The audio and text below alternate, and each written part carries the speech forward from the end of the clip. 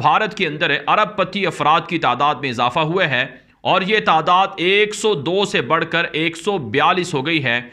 गोया नए 40 अरबपति इजाफा हुआ है भारत के अंदर। भारत में जितने अरबपति हैं उनकी तादाद फ्रांस, स्वीडन और स्विट्जरलैंड के अरबपतियों की मजमूई तादाद से भी ज्यादा है। नरेंद्र मोदी जो है, देखें, the man has took the country to the new Heights.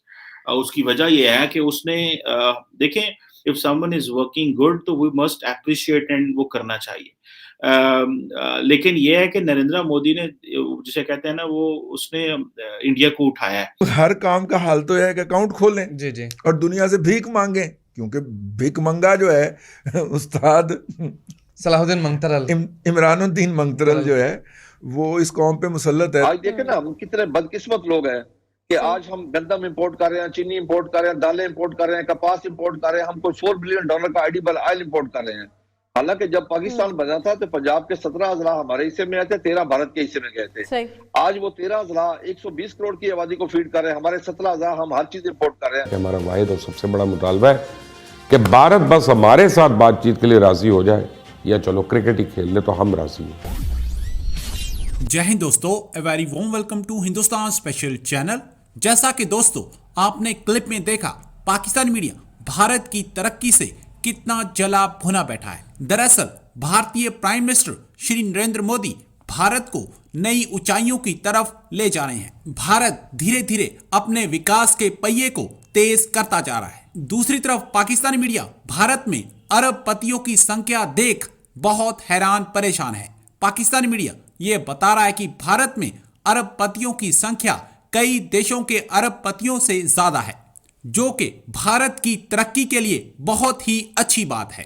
Pakistani media Pakistan के मुकाबले भारत में खेती की पैदावार ज्यादा होने से भी बहुत दुखी है। जहां तक बात भारत से अच्छे रिश्ते बनाकर व्यापार करने की है, पाकिस्तान अब भारत से मिन्नतें करने को भी तैयार है। पाकिस्तान अब हर हालात में भारत से व्यापार करना चाहता है। भारत के अंदर अरबपति अफराद की तादाद में इजाफा हुआ है और ये तादाद 102 से बढ़कर 142 हो गई है। गोया नए 40 अरबपति इजाफा हुआ है भारत के अंदर। इनकी दौलत 720 अरब अमरीकी डॉलर से भी ज़्यादा है। नाज़रीन, इस रिपोर्ट के अंदर कहा गया है कि चीन और अमेरिका के बाद अरबपतियों की सबसे ज़्यादा तादाद भारत में पाई जाती है। भारत में जितने अरबपति हैं उनकी तादाद फ्रांस, स्वीडन और स्विट्जरलैंड के अरबपतियों की मजमूई तादाद से भी ज़्यादा है और साल 2021 में उनकी दौलत में रिकॉर्ड इजाफा हुआ है। नरेंद्र मोदी जो है, देखें, जैसे तैसे भी है, the man has took the country to the new Heights.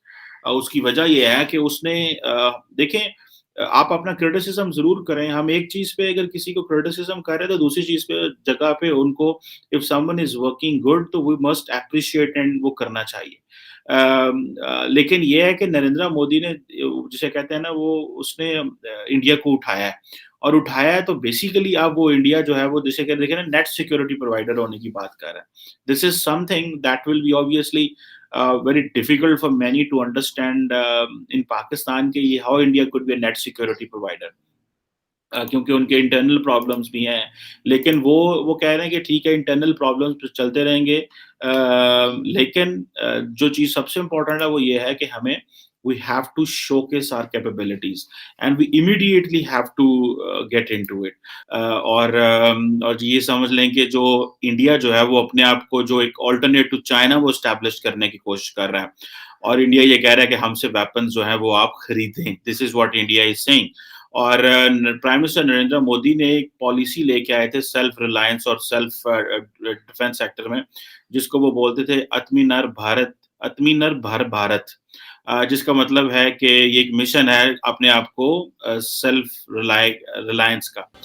Bharat के अगस्त 2019 के इकदाम कबूल कर लिए।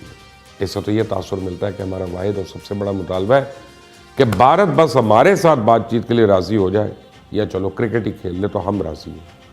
मेरे ख्याल में किसी भी बाशऊर शख्स को भारत के साथ तजारत पे कोई एतराज़ नहीं है, और ना मैं ये कह रहा हूँ कि भारत पर हमला करें, लेकिन मैं इस किस्म के ऐलानात बतौर पॉलिसी करना ये भी मेरी अकल से बाहर है। और दूसरा ये कि अगर हमने अपनी खारजा पॉलिसी में इतनी बड़ी तब्दीली करनी है या किसी दरमियाने रास्ते पे गौर करना है, तो क्या इस सिलसिले में भारत से कोई बात की गई है, कोई बैकडोर डिप्लोमेसी हुई है कि हमें बदले में कुछ मिलेगा भी या नहीं? कौम को मुकम्मल इस तरह भी कैफियत में क्यों रखा जा रहा है? क्या भारत ने इससे पहले पाकिस्तान की दोस्ती के इक़दामात का कोई मुस्बत जवाब दिया? क्या पाकिस्तान और भारत के ताल्लुकात में अदम एतमाद ख़त्म हो गया? इसी हवाले से एक अहम ओहदेदार का यह बयान भी रिकॉर्ड पे है कि हम आइंदा 100 बरस तक भारत के साथ मुखासमत नहीं चाहते। यानी नई पॉलिसी करीबी हमसायों के साथ अमन की बात करती है। ये बयान न सिर्फ पाकिस्तान के कुछ अखबारात में शाया हुआ, लेकिन भारत में भी इसको बहुत अहम करार दिया गया। खित्ते में क़याम अमन की ख्वाहिश यकीनी तौर पर काबिल सताइश है। पाकिस्तान की सिविल और अस्करी क़यादत माजी में भी इसका बरमला इजहार करती रही। ताहम इस ख्वाहिश को अमल के सांचे में डालने के लिए मसला कश्मीर को तो नहीं पसे पोश पे डाल सकते ना। और उसके बाद इंटरनेशनल मार्केट में रेट अप होना शुरू, यानी कि रेट इतना, आप किसी ने सोचा था कि 11,000 पे इंटरनेशनल मार्केट में इसका रेट होगा? यानी कि ये तो सोचने वाली बात ही नहीं थी।